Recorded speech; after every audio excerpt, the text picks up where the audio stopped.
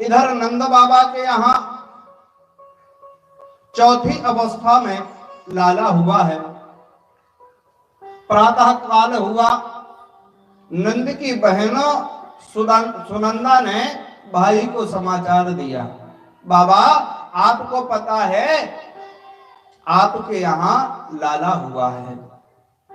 हे राजन, नंद बाबा तो आनंद विभोर हो गए, आनंद में मग्न हो गए और बड़े आनंद पूर्वक ब्राह्मणों को बुलाया। सारे गोप ग्वाल आज एकत्रित हो गए। भगवान की कृपा से मेरे यहाँ भगवत कृपा से लाला प्राप्त हुआ है। सारे गोप ग्वालों ने जिसने सुना सब दौड़ करके आज नंद भवन में प्रवेश कर रहे हैं। बड़े प्रेम पूर्वक नंद बाबा ने जैसी सुना, सुनकर के हे राजन सुनंदा को उपहार दिया, ब्राह्मणों को बुलाया और ब्राह्मणों को बुला करके हे राजन दान देने लग गए।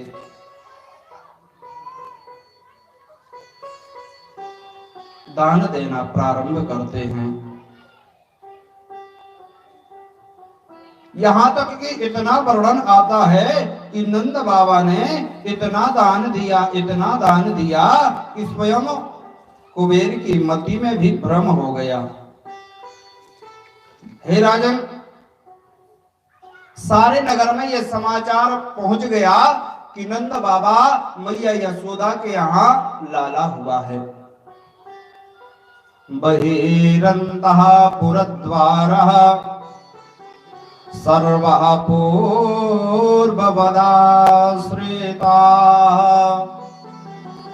ततो बालध्वनिं श्रुत्वा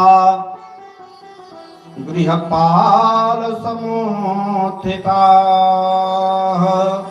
हे राजन, सारे नगर में ये समाचार पहुंच गया और जब समाचार पहुंचा तो नंद बाबा तो आनंद विभोर हैं और आनंद विभोर होकर के दान देना प्रारंभ करते हैं।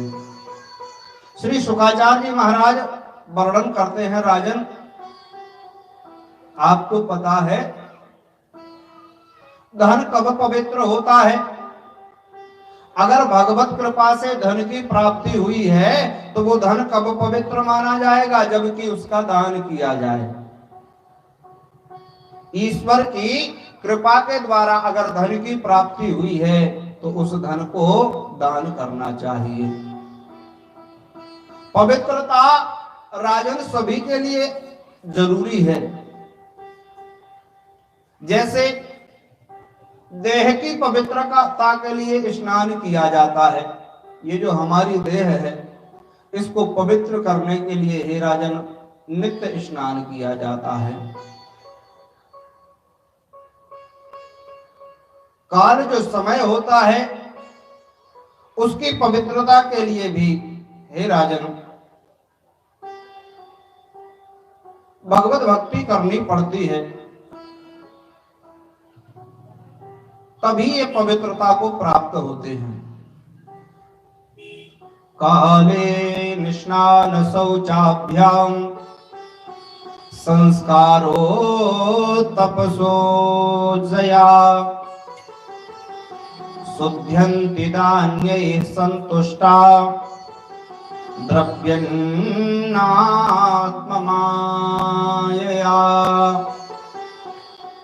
देह की पवित्रता के लिए स्नान करना आवश्यक है। धन प्राप्त हुआ है तो धन की पवित्रता के लिए दान करना परमावश्यक है। लेकिन राजन दान भी बड़े सोच समझ करके करना चाहिए। दान देने से जीवन में कभी धन की कमी नहीं आती। जो दान करते हैं वह जीवन भर धन का उपभोग करते हैं, और जिन्होंने जीवन में दान नहीं किया ऐसे व्यक्ति जीवन भर दरिद्रता को प्राप्त होते हैं। राजन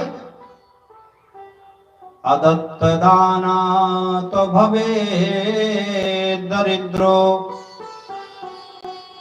दरिद्र भावात् प्रकरोति पापम पाप प्रभावान् नरकं प्रयान्ति पुनर्दरिद्रः पुनरेव पापी। अगर धन मिला है और आपने दान नहीं किया, कृपणता की है उस धन के प्रति, तो अदत्त दानात् भवेत् दरिद्रो, अगले जन्म में किसी दरिद्र के यहाँ आपको जन्म मिलेगा। और जब दरिद्र के यहाँ जन्म होगा तो फिर आप करेंगे क्या? पाप करेंगे। और जब पाप करेंगे तो पाप करने के कारण अदत्त दानाश्च भवेत् दरिद्रो दरिद्र भावात् प्रकरोति पापम पाप प्रभावान् नरकं प्रयान्ति। जब पाप करोगे तो कहां जाओगे? नरक में जाना पड़ेगा। और जब नरक में जाओगे तो पुनः जन्म लेना पड़ेगा, क्योंकि इस संसार में तो जन्मना और मरना किसका सार्थक है? जन्म लेना उसका सार्थक है कि जिसे फिर जीवन में दोबारा जन्म ना लेना पड़े। मरना किसका सार्थक है? मरना उसका सार्थक है जिसको फिर जीवन में दोबारा मरना ना पड़े, उसी का जीवन सार्थक है। तो कहां जाएंगे? नरक में। और जब आप नरक में जाएंगे तो पुनर्दरिद्रः पुनरेव पापी, फिर अगर जन्म मिलेगा तो फिर किसी दरिद्र के यहाँ मिलेगा। और राजन, इसी प्रक्रिया में सारा जीवन चला जाएगा, अन्यान्य योनियों में भटकना पड़ेगा और अंत में आपकी स्थिति वही बनी रहेगी। तो दान देना चाहिए राजन, लेकिन राजन दान भी सत्पात्र को देना चाहिए। सत्पात्र दानाश्च भवेत् धनाढ्यो धनाढ्य भावात् प्रकरोति पुण्यम पुण्य प्रभावान् त्रिदिवं प्रयान्ति पुनर्धनाढ्यः पुनरेव दाता। अगर दान करेंगे तो दान के द्वारा आप दूसरे जन्म में किसी दानी दानवीर के यहाँ अवतार जन्म लेंगे, और जब उसके यहाँ जन्म लेंगे आप, तो वहां भी आप दान ही करेंगे। और दान करने के कारण आपको सुख की प्राप्ति होगी, स्वर्ग की प्राप्ति होगी। और स्वर्ग से जब आप च्युत होकर के आएंगे इस धराधाम पर, तो पुनः किसी धनाढ्य के यहाँ ही आपका जन्म होगा। राजन, ये जो याचक हमारे यहाँ आते हैं, जो भीख मांगने हमारे यहाँ आते हैं, ये भीख मांगने नहीं आते। फिर राजन क्यों आते हैं? शुकाचार्य जी महाराज ने कहा, राजन ये भीख मांगने के लिए, भीख मांगने भीख लेने के लिए नहीं आते। याचका नैव याचन्ति बोधयन्ति गृहे गृहे दीयतां दीयतां नित्यो मदातुर्गति ईदृशी। अरे भैया, भगवान की कृपा से आपको धन मिला है तो ये याचक हमें नित्य बोध कराने आते हैं। मैं भी कभी धनाढ्य था, मेरे यहाँ भी भगवत कृपा से धन की कोई कमी नहीं थी, लेकिन जीवन में मैंने कभी एक पैसा दान नहीं किया। जब एक भी द्रव्य मैंने किसी को दान नहीं दिया, धन को रखे रखे सारा जीवन बीत गया। और अब जब मैंने जन्म लिया तो मुझे दरिद्र के यहाँ जन्म मिला, और जब दरिद्र के यहाँ जन्म मिला तो मैं घर घर भटक रहा हूँ, प्रत्येक दरवाजे पर जाकर के मांगता हूँ, मानो आपको बोध कराता हूँ कि भगवत कृपा से अगर आपको धन मिला है तो मेरे जैसी स्थिति मत बनाना। मैंने अगर दान किया होता तो आज दर दर नहीं जाना पड़ता। जिसकी जो सामर्थ्य है उस सामर्थ्य के अनुसार दान देना चाहिए। दान का प्रभाव आपको बदला है। एक संत जी नित्य ग्राम में भिक्षा मांगने के लिए जाते थे।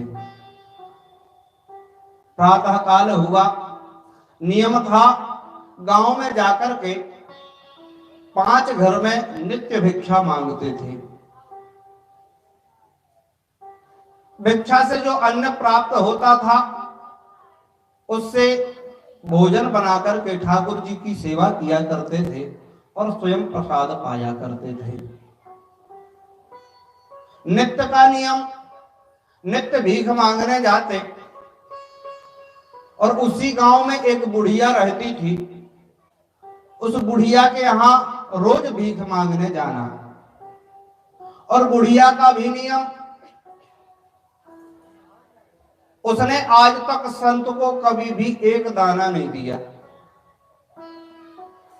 प्रातः काल हुआ, संत ने अपना नियम बना लिया और बुढ़िया ने अपना नियम बना लिया। संत को रोज उस बुढ़िया के यहां, उस वृद्ध मां के यहां मांगने जाना। और बुढ़िया ने जैसी संत की आवाज सुनी तो लेना देना तो कुछ नहीं, बस गाली देना प्रारंभ कर देती थी। दान तो आज तक दिया नहीं, लेकिन नित्य गाली दिया करती थी। धीरे धीरे समय व्यतीत हुआ। कुछ ग्राम के लोगों ने कहा, संत जी ये बताएं, आज तक इस बुढ़िया ने आपको कुछ भी नहीं दिया, फिर भी आप नित्य इसके घर जाया करते हो। संत ने कहा, नहीं भैया, ऐसी बात नहीं है। आप लोगों ने कहा कि आज तो कुछ दिया नहीं, ऐसी बात नहीं है। मैं नित्य इसके घर जाता हूं और भीख मांगता हूं। ये भले ही मुझे धन नहीं देती, अन्न नहीं देती, लेकिन गाली तो देती है, खाली हाथ नहीं जाने देती। बंद कर दो, अब इसके घर नहीं जाना। संत ने कहा, नहीं इसके घर तो मैं रोज जाऊंगा। धीरे धीरे समय व्यतीत हुआ। संत का नियम, बुढ़िया का नियम। एक दिन प्रातः काल का समय था और संत भगवान ने बाहर से आवाज लगाई और जैसी आवाज लगाई वो आवाज पड़ी बुढ़िया के कानों में। उस समय वो झाड़ू बौहारी कर रही थी और उसके उपरांत तो पोछा लगा रही थी। बाहर से संत ने आवाज लगाई, आज बुढ़िया को इतना क्रोध आया, अभी तक तो रोज गाली देती थी, आज इतना क्रोध आया कि जिस कपड़े से पोछा लगा रही थी दौड़कर बाहर आई और संत के मुंह पे दे मारा। संत नाचने लग गया, वाह प्रभु, आज मेरा मांगना सफल हो गया, कुछ न कुछ इस बुढ़िया ने दिया तो है। कपड़े को लिए प्रसन्नता पूर्वक आश्रम पहुंच गए और आश्रम पहुंच करके, हे राजन, उस वस्त्र को बढ़िया सरोवर में प्रक्षालन कर दिया, धुल लिया। धुलने के बाद में उसको एक एक तार कर दिया, फाड़ दिया, एक एक धागा बना करके संत ने विचार किया, जिस दिन से मांग रहा हूं आज तक कुछ भी प्राप्त नहीं हुआ, आज दैव योग से बुढ़िया ने पोता दिया है, प्रसन्न हो रहे हैं। बुढ़िया को तो क्रोध आया था। बुढ़िया को क्रोध क्यों आया? क्योंकि उसके यहाँ बेटा तो था, लेकिन उसके यहाँ कोई संतान नहीं थी, मानो पोता नहीं था। संत ने कहा, देवी तूने मुझे पोता मार करके फेंक करके पोता दिया है, मैं भी वचन देता हूं, चिंता मत कर, तेरे यहाँ पोता हो जाएगा, बेटे के यहाँ बेटा हो जाएगा। बुढ़िया प्रसन्न हो गई। संत ने आश्रम में आकर के उस वस्त्र को एक एक धागे में बांट दिया। विचार किया, ये दान की वस्तु है, इस दान की वस्तु का क्या किया जाए। सुंदर उस वस्त्र से संत ने बत्तियों को बनाया। फूल बत्ती बना ली और खूब घी पिलाया। घी पिलाने के बाद में उन बत्तियों से भगवान की सेवा की, ठाकुर की सेवा करने लग गए। तो आज ठाकुर भी प्रसन्न हो गए। बाहरे संत वो वस्त्र भी विचार करने लग गया, बाहरे प्रभु, बाहरे संत, तेरी संगति पाकर के कहा मैं पोछे में कचड़े में घूमने वाला वस्त्र, और एक संत की कृपा हो गई, आपकी कृपा हो गई तो मैं कहां पहुंच गया? प्रभु के चरणों में। मानो राजन दान किसको देना चाहिए? दान देना चाहिए सदपात्र को, जो उस दान का सदुपयोग करे। उसी दान का वास्तविक मूल्य है जो आपका दान सत्कार्य में लगे।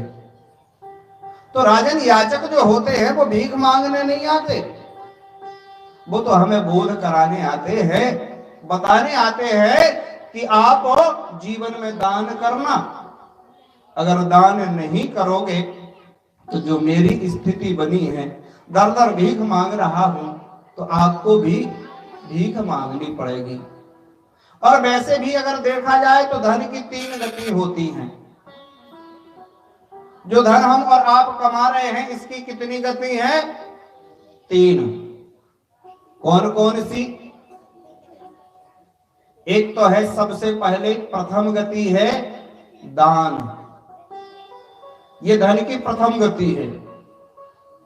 फिर दूसरी जो गति है धन की, उसका नाम है भोग, दान, भोग। और तीसरी जो धन की गति है वो बड़ी विचित्र गति है, उसका नाम है नाश। भगवान ने धन दिया है तो या तो उसका आप दान कर लो, ये प्रथम गति हो गई। अगर दान नहीं कर पाए तो कम से कम अपने देह के लिए, अपने परिवार के लिए भोग कर लो। जो धन कमाया है उस धन से परिवार के लोगों को आनंद दो, स्वयं आनंदित रहो।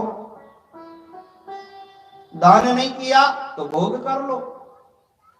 और अगर कहीं भोग नहीं कर पाया तो फिर भगवान कहते हैं मैंने तो दिया था, धन दिया, न तूने दान किया और ना भोग किया, अब इस धन का क्या करें? अब इस धन का हम नाश कर देंगे। देखने को मिलता है जीवन भर खूब धन कमाया और कमा कमा करके मटके में रखते गए, रखते रखते मटके को भूमि में गाड़ दिया। विचार करते हैं वृद्धावस्था में बच्चों को दे देंगे, लेकिन आयु का पता तो है नहीं, ये भी पता नहीं कि वो काल कब आ जाए। रखे रखे उस धन को भूमि में गड़ा है, किसी को नहीं दिया, अंत समय में वो भूमि में गड़ा रहा, उस धन की हो गई अंतिम गति, वो नाश हो गया। मृत्यु हुई। जब मृत्यु हुई तो उस समय भी मन में क्या रहा कि मैंने धन कमाया था, मेरा धन रखा है, उस धन का उपयोग नहीं कर पाए और मुंह से आवाज भी नहीं निकली मरते समय कि वे बता देते या बहू को बता देते कि फला जगह धन रखा है, तो ये भी नहीं कर पाए। जब ये नहीं कर पाए तो धन तो नाश हो गया, स्वयं भी अधोगति को पहुंच गए। स्वयं कैसे? स्वयं क्या बन गए? स्वयं बन गए नाग। वो धन रखा है, धन की कामना से ये धन कोई छीन ना ले, ये धन कोई ले ना जाए, तो क्या बन गए? नाग। अब जीवन भर उस धन को रखाए बैठे हैं, उसी मटके के ऊपर बैठे हैं, ना तो दान कर पाए, ना भोग कर पाए, नाश हुई तो धन की तो हुई हुई, स्वयं भी उसमें फंस गए। तो राजन दान तो जरूर देना चाहिए।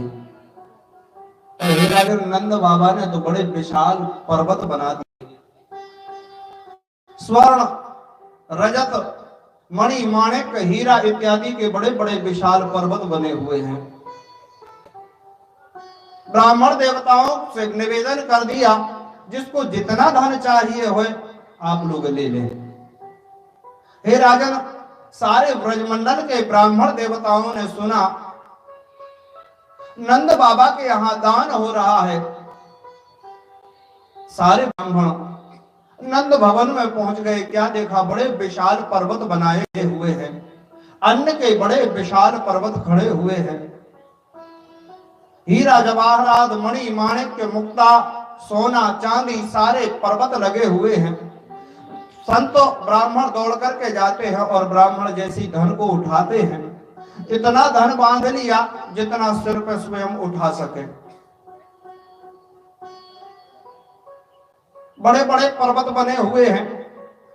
एक ब्राह्मण गया, उसने सबसे पहले उसे चांदी का पहाड़ देखा। उसने कहा बस हो गई, जीवन में अब कहीं नहीं मांगना। चांदी को बांधा और बांधकर सिर पर पोटली को धारण किया और घर के लिए प्रस्थान करने लग गया। रास्ते में दूसरा ब्राह्मण आ रहा है। उसने कहा भैया ये बताओ नंद बाबा के यहाँ क्या मिला? उसने कहा अब जीवन में नहीं मांगना पड़ेगा, इतनी चांदी बांध करके लाए हैं। उस ब्राह्मण ने कहा अरे ब्राह्मण देवता, अगर भगवान ने सौभाग्य दिया है, कृपा की है, धन मिल रहा है, तो क्यों इस व्यर्थ चांदी में फंस गई? ये देखो हम सोना बांध के लाए हैं। थोड़ा और आगे चले जाते, वहां सोने का विशाल पहाड़ बना था, सोना बांध लाते। जितना बोझ, जितना वजन इस चांदी का ढो रहे हो, उतनी बोझ अगर कहीं सोने का ढो लेते तो वास्तव में कहीं नहीं जाना पड़ता। ब्राह्मण ने देखा हाँ ये तो वास्तव में सोना लेके आए हैं, तो हे राजन उस चांदी को वहीं फेंक दिया। सोने वाले ब्राह्मण से किसी ब्राह्मण ने कहा क्या मिला? उसने कहा सोना मिला है। अरे भैया सोना लेके आए हो, आगे जाते तो एक से एक मणि माणिक प्राप्त हो रहे हैं। हीरा का विशाल पहाड़ बना है, हीरा बट रहे हैं। इस सोने को लेके आए हो, तो हे राजन उसने भी सोना वहीं फेंक दिया। मानो सारे ब्रजमंडल में धन की कीच मची हुई है। जहां देखो तहां स्वर्ण धन द्रव्य ही द्रव्य दिखाई दे रहा है। देवता भी भगवान का दर्शन करने आए हुए हैं। देवताओं ने देखा धन ही धन बिखरा हुआ है, तो कुबेर की तो मति भ्रमित हो गई। धन के अध्यक्ष जो कुबेर महाराज हैं, उनकी मति भ्रमित हो गई। इतना धन नंद बाबा के पास में आया कहां से? ऐसा तो नहीं कि मेरा जो धनागार है, जो कोषागार है, कहीं वो लुट गया हो। हे राजन, देवता भी भ्रमित हो रहे हैं। जहां साक्षात जगत नियंता जगदाधार अकारण करुणा वरुणालय प्रभु ने अवतार धारण किया है, वहां तो लक्ष्मी प्रवाहित हो रही है। गोप ग्वालों ने सुना, सारे एकत्रित होकर के हे राजन नंद भवन में धीरे धीरे प्रवेश कर रहे हैं। आपस में दूध दही मक्खन इत्यादि लेकर के नंद भवन में प्रवेश करते हैं। और हे राजन प्रवेश करते करते वो क्रीड़ा करने लग गए, खेलने लगे। गोपाः परस्परं हृष्ट्वा दधि क्षीर घृताम्बुभिः आसिञ्चन्तु विलिम्पन्तो नवनीतैश्च चिक्षुपुः। आपस में दूध दही और मक्खन में मिलाई हल्दी और हल्दी को मिला करके एक दूसरे के मुख पर लगा रहे हैं। दूध दही के मटके जो हैं एक दूसरे के ऊपर स्नान कराना प्रारंभ कर दिया। सारे ब्रजमंडल में मानो राजन ऐसे लग रहा है कि आज श्री हरि बाल्य स्वरूप में, बालक रूप में, क्षीर सागर में, दुग्ध के सागर में क्रीड़ा कर रहे हो। जहां देखो तहां मात्र दूध दही और हल्दी का लेप दिखाई दे रहा है। गोपियों ने सुना, सारी गोपियां प्रभु के दर्शन के निमित्त एकत्रित होकर के हे राजन नंद भवन में प्रवेश करती हैं। श्याम सुंदर भी पलने में लेटे हुए हैं। गोपियां एक एक करके जा रही हैं और श्याम सुंदर के लिए हे राजन बड़े प्रेम से झुलाती हैं। मैया से निवेदन करती हैं, मैया भगवान की कृपा से आपको जो लाला प्राप्त हुआ है, ये लाला आपको चौथी अवस्था में प्राप्त हुआ है। और हम सभी गोपियां मिलकर के आपको बधाई देने के लिए आई हुई हैं।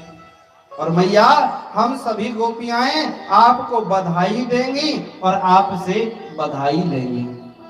सारी गोपियां हे राजन प्रभु को पालने में बड़े प्रेम से झुला रही हैं। आनंद विभोर है। सारी गोपिकाएं, मैया भी अपनी देह की सुध बुध को भूल गई हैं। गोपियां भी अपनी देह की सुध बुध को भूल गई हैं। प्रभु का दर्शन करने से मानो संसार से विरक्त हो गई हो। संसार की जो माया है वो माया छूट गई। अब तो मात्र प्रभु ही चारों तरफ दिखाई दे रहे हैं। आपस में आनंद विभोर हैं और हे राजन, आनंद विभोर होकर के बड़े प्रेम से भगवान के उस पालने का आनंद ले रही हैं। प्रभु को पालने में झुला रही हैं। मैया भी देख करके आनंद विभोर है। सारी गोपियां मैया से कहती हैं, मैया, हम सभी गोपियां आपको बधाई देने के लिए आई हुई हैं। उपहार में जो दूध दधी हम सबके पास में है वो आपको प्रदान करेंगी और आप भी हमें उपहार में धन देना।